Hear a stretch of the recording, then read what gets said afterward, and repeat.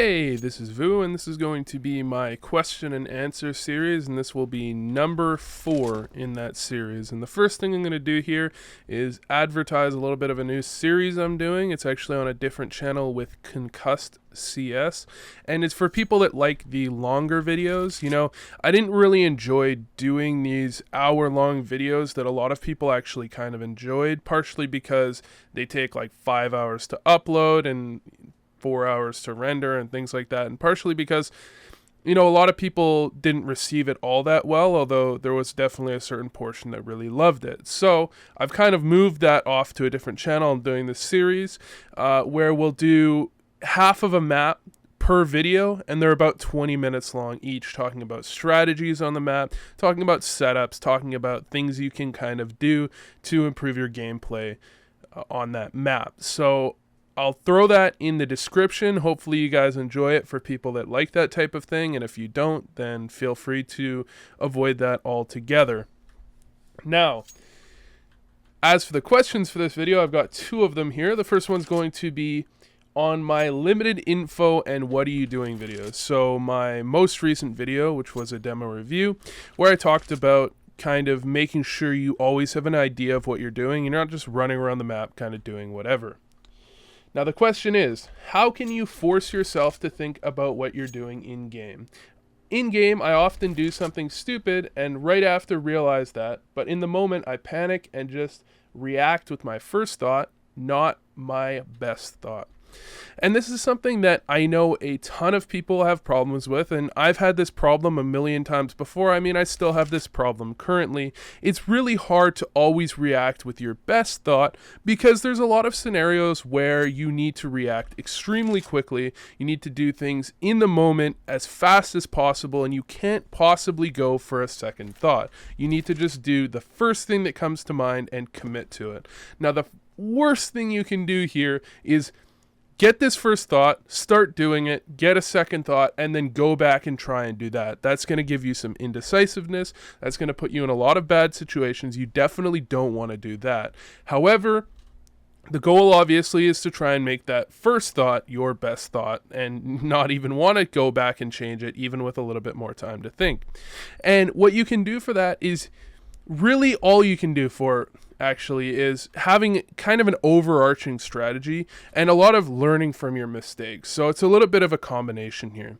The first one is you can have these ideas. For example, in a 3-on-1 on T side, you want to group up, take some time, just like stop, rethink, like wait a second, don't get caught up, don't get a kill and rush into the bomb site as soon as it's a 3-on-1 with the bomb, things like that.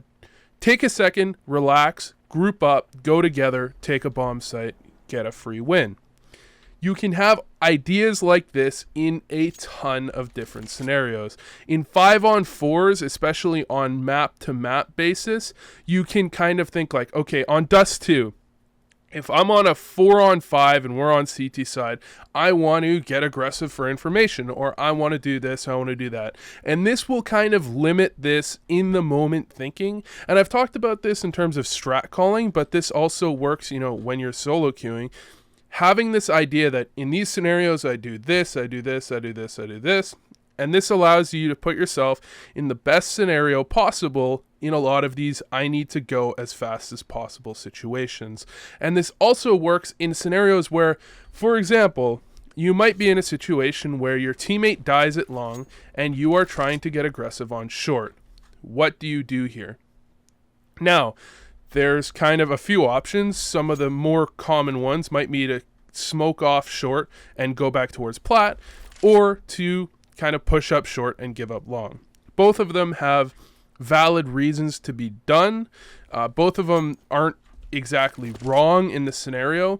However, what you want to do is choose one, do it immediately, and then look back afterwards. This is kind of one of the most important tenets to being a really good player. Look back afterwards and think, okay, next time I'm in this scenario, I want to do X, Y, and Z. And then next time you're in that scenario, you'll remember that and you'll go and do that.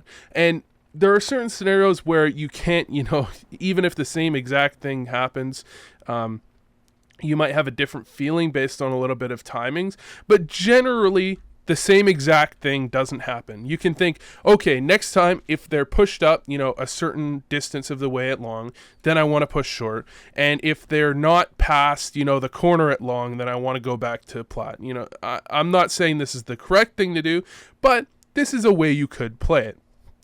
So you could try and do something like that, and this will allow you to always be learning from your mistakes, always be moving forward and getting better as a player, instead of kind of just playing out a scenario and going, well, I think that wasn't the greatest play I could have made. Well, try and think to yourself, what was the greatest play I could have made? And what are the reasons that was the greatest play I could have made? What timings make that good and what timings make that bad? Kind of think it through and always be thinking when you're playing. Now, the next question is another thing that I've had tons of trouble with myself, so I feel like I'm at least a little bit kind of qualified to talk about this. Vu, I get really nervous while playing in matchmaking. I'm not able to perform my best. What do I do? Now, I used to get crazy nervous in scrims. I used to get crazy nervous in pugs. I used to get crazy nervous in league matches. And these things kind of went away one by one by one. When I was only pugging, I got very nervous in pugs, especially in clutches. My aim would be extremely shaky. In fact, I've seen a few videos of mine, kind of frag clips where you could clearly see this, and I would often miss shots because of this. However, after enough games played, and especially after I started playing mostly scrims, this kind of went away because I lost the pressure on myself. I was no longer feeling like, oh my god, I've got to win this. It was more like, oh, I'm just playing this pug for fun. And scrims are where I kind of really play seriously. And when that happened, scrims kind of became the situation where my aim was very shaky and I had trouble playing my best. And then, of course, the same thing happened when it was matches, and the same thing happened when it was lands. And one of the important things that kind of helped me with this is really recognizing that I need to kind of take some deep breaths, be a little bit more calm. I need to recognize that, this isn't the most important thing in the world. I don't need to be too stressed out about this. But really the main thing that fixed this for me was simply playing more and more and more. At this point, I could go to a LAN, I could go to a match, and I'm not going to be excessively shaky because I've done it 100 times before. What you really want to be doing is getting it in your mind that this is a normalized situation. If you're getting in your mind that, oh my god, I'm in a match, I really hope my aim isn't shaky, your aim's going to be shaky.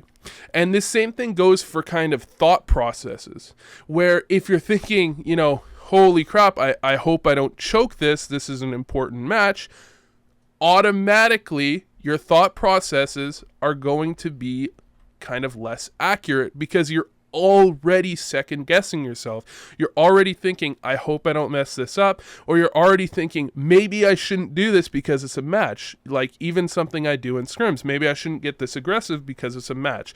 Just that thought that maybe you shouldn't do it has already sort of poisoned the whole game. It's already stopped you from doing exactly what you would be doing otherwise, exactly what you should be doing, because it's what you know. So you want to be trying to kind of get that into your mind, and you can really look back at the beginning of this video where I mentioned kind of, in this scenario, I want to do this, and always kind of having a checklist of things you can do. You can get that type of thing going on, and then when you go into an actual game or you go into somewhere where you usually get nervous, you actually have a bit of a checklist so that you don't have to kind of play it on the fly. It's already like, okay, in this scenario I do this, in this scenario I do this. So when you're in these scenarios and you're nervous, you can fall back to that. And it's just, I'm trying to say the most important thing here is to try and get out of this mindset that this is a pug, it's important, or this is my rank up game, it's important. No. Every game is important. Every game you should be looking at the same exact way so that you can always have a normalized sort of gameplay that you can fall back to. And even if your aim is shaky, you will still play a solid game. And then as you continue playing more and more and more, eventually your aim will stop being shaky. You'll be a little bit better in these kind of scenarios where you have to think, and then you'll be, kind of going really well. So anyways, thanks for watching, and I hope this helped.